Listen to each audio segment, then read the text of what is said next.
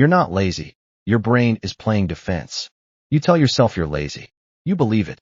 But what if the very thing you call laziness is actually your brain doing exactly what it was designed to do? Protect you from something far more dangerous than hard work.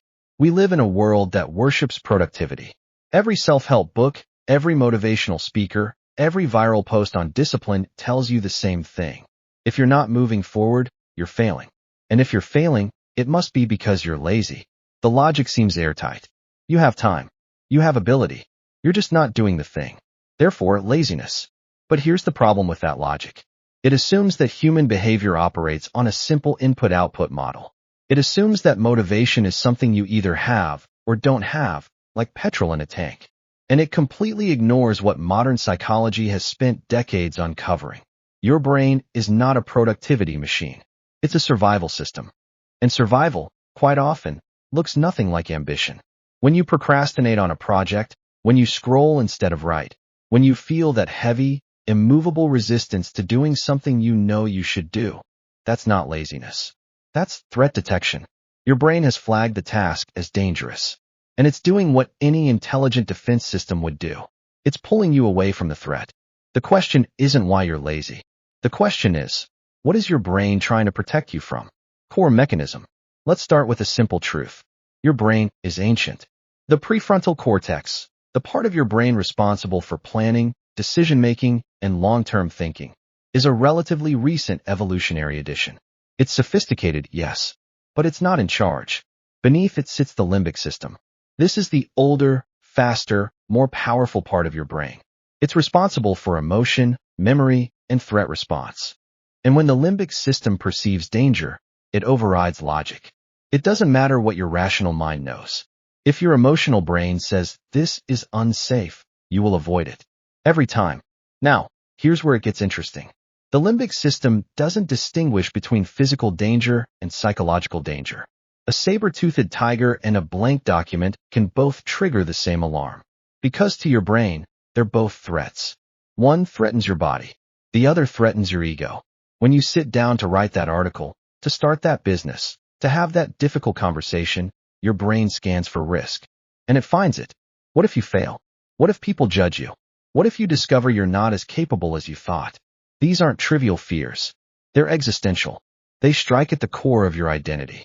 So your brain does what it's designed to do. It activates avoidance. It floods you with that heavy, unmotivated feeling. It redirects your attention to something safer, scrolling, snacking, cleaning, anything that doesn't carry the same psychological weight. And you interpret this as laziness. But it's not. It's a defense mechanism. The problem is, this system was built for a different world. A world where threats were immediate and physical. Where avoiding danger meant staying alive. In that context, avoidance made perfect sense. But in the modern world, the biggest threats to your well-being aren't predators. They're opportunities, growth, change. And those require you to override the very system that's trying to keep you safe. Your brain is still playing by the old rules. And that's why you feel stuck. Real-life examples. Let's make this concrete. Imagine you've been thinking about starting a podcast. You've got the idea, the equipment, even a list of potential topics. But every time you sit down to record the first episode, you suddenly remember you need to reorganize your desk, or check your email, or research microphone settings for the third time.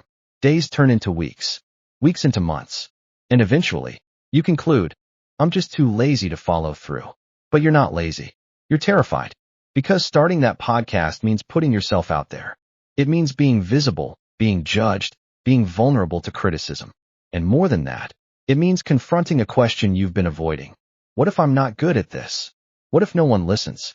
What if I prove to myself that I'm not the creative, articulate person I thought I was? Those questions are unbearable. So your brain protects you from them. It makes the task feel impossible.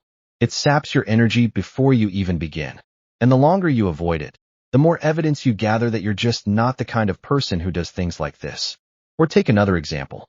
You know you need to have a difficult conversation with someone close to you. Maybe it's about a boundary you need to set, or a frustration you've been holding on to. You rehearse it in your head. You plan what you'll say. But when the moment comes, you retreat. You tell yourself it's not the right time. You don't want to make things awkward.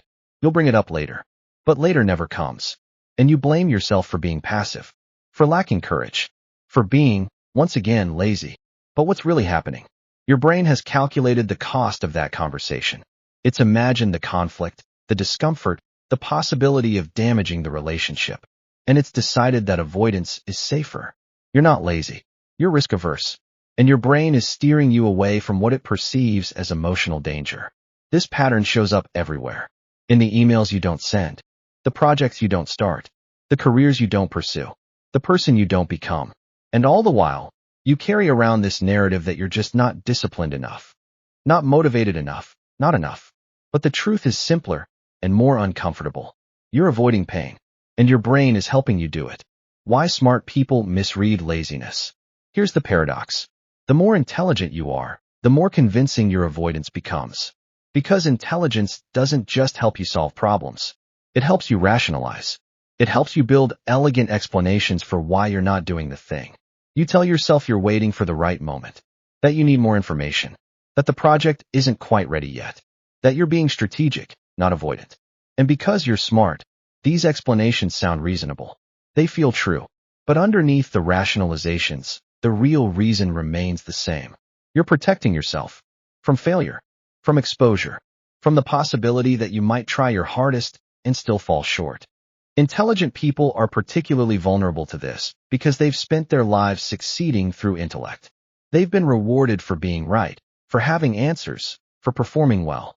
And that creates a trap. Because once your identity becomes tied to being competent, anything that threatens that competence becomes a threat to your sense of self. So you avoid. Not because you're lazy, but because the cost of trying and failing feels higher than the cost of not trying at all. At least if you don't try, you can preserve the possibility that you could have succeeded.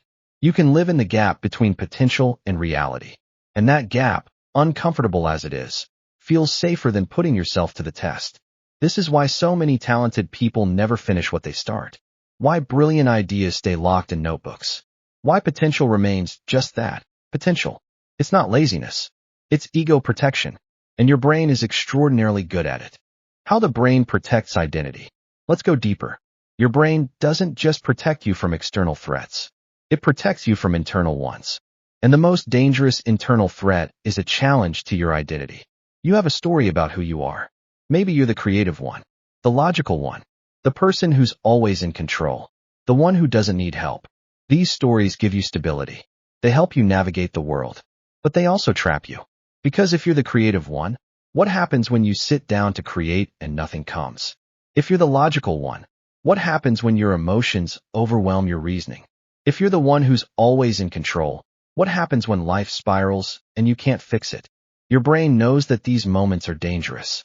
Not because they'll harm you physically, but because they'll shatter the story you've built about yourself. And that's terrifying. So it creates resistance. It makes you feel too tired, too unmotivated, too scattered to engage with the thing that might prove you wrong. This is why people stay in careers they hate. Why they remain in relationships that drain them. Why they never take the leap they've been dreaming about. It's not laziness. It's identity preservation. Because stepping into the unknown means letting go of who you think you are. And that feels like death. Your brain would rather keep you comfortable and miserable than risk the psychological vertigo of transformation. It's not trying to ruin your life. It's trying to keep you safe. But safety, in this context, is stagnation. Comfort versus growth. So where does this leave you? If your brain is wired to avoid discomfort, and growth requires discomfort, are you just stuck? Not quite. Because here's the thing. Understanding this mechanism doesn't make it go away. But it does change the conversation you have with yourself. When you feel that resistance, that heaviness, that voice telling you to do it tomorrow, you can stop interpreting it as laziness. You can recognize it for what it is. A defense response. Your brain doing its job. And once you see it clearly, you have a choice. You can't force motivation. You can't bully yourself into action. But you can acknowledge the fear. You can name it. You can say, I see you. I know you're trying to protect me. But I'm going to move forward anyway. This isn't about discipline. It's about awareness. It's about creating space between the impulse to avoid and the action you take. It's about understanding that comfort is seductive, but it's not the same as peace. And that growth, real growth, requires you to sit with the discomfort of not knowing how things will turn out. You won't always win. Some days, the resistance will be stronger. Some days, you'll choose safety over risk. And that's fine. You're human. But the more you practice stepping into the discomfort, the more you teach your brain that the thing you're avoiding isn't actually dangerous. It's just unfamiliar. And slowly, the alarm quietens. You're not lazy. You never were. You're a person with an ancient brain trying to survive in a modern world. A brain that can't tell the difference between a real threat and an imagined one. A brain that would rather keep you small and safe than let you risk becoming something you don't recognize yet. And maybe that's the hardest part. Not the work itself, but the fact that growth requires you to let go of the person you've been. To step into uncertainty without a guarantee. To accept that you might fail, you might struggle, you might discover uncomfortable truths about yourself. Your brain will resist that. It will tell you you're tired, that you're not ready, that it's not the right time, and you'll be tempted to believe it. Because believing it feels easier than facing what's on the other side. But here's what I want you to sit with. Every time you avoid the thing that scares you, you're not proving you're lazy. You're proving you're afraid. And fear, unlike laziness, is something you can work with. So the next time you feel that familiar weight, that voice telling you to wait, to scroll, to do anything but the thing, pause. Ask yourself, what am I actually afraid of? What story am I protecting? Because once you know the answer, you're no longer just reacting. You're choosing. And that changes everything. Thanks for watching.